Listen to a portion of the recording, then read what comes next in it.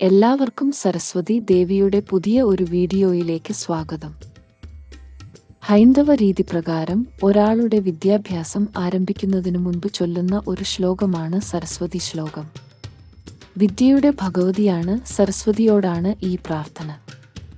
മനുഷ്യ ജീവിതത്തിന്റെ ലക്ഷ്യങ്ങളിൽ മുഖ്യമാണ് അറിവ് നേടുക എന്നത്. വേദസംസ്കാരത്തിൽ വിദ്യാഭ്യാസം ഓരോരുത്തരുടെയും ഉത്തരവാദിത്തമായിട്ടാണ് കരുതിയിരുന്നത്. സരസ്വതി ശ്ലോകം ഇങ്ങനെയാണ്: സരസ്വതി നമസ്തുഭ്യം വരദേ കാമരൂപിണി വിദ്യാരംഭം കരിഷ്യാമി സിദ്ധിർഭവതു സദാ.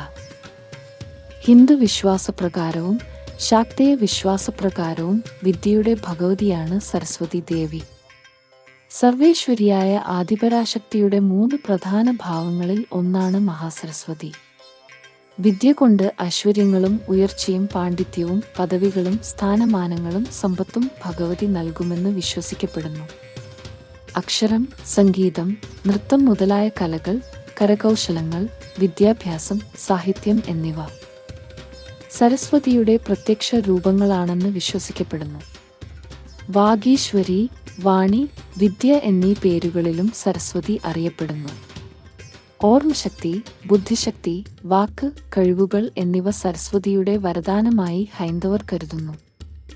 അക്ഷര സംഗീതാദി കലകൾ മനസ്സിന് സന്തോഷവും ശാന്തിയും സമാധാനവും അറിവും പ്രദാനം ചെയ്യുമെന്ന് പരക്കെ വിശ്വസിക്കപ്പെടുന്നു. അക്ഷരത്തിലും കലാകാവ്യാദികളിലും വാക്കിലുമൊക്കെ ദൈവിക ദർശിച്ചിരുന്ന ഒരു പുരാതന കാലഘട്ടത്തിന്റെ ദൈവസങ്കല്പം കൂടിയാണിത്.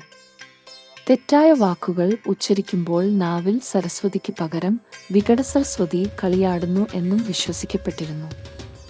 നവരാത്രി, ബുധനാഴ്ച, വസന്തപഞ്ചമി, പൗർണമി എന്നിവ സരസ്വതി പ്രധാനമായ ദിവസങ്ങൾ. കേരളത്തിൽ നവരാത്രി ദിവസങ്ങളിൽ സരസ്വതി പൂജ പ്രധാനമാണ്. വീഡിയോ ഇഷ്ടപ്പെട്ടാൽ ലൈക്ക് ചെയ്യാനും ഷെയർ ചെയ്യാനും ഒപ്പം സബ്സ്ക്രൈബ് ചെയ്യാനും മറക്കരുത്.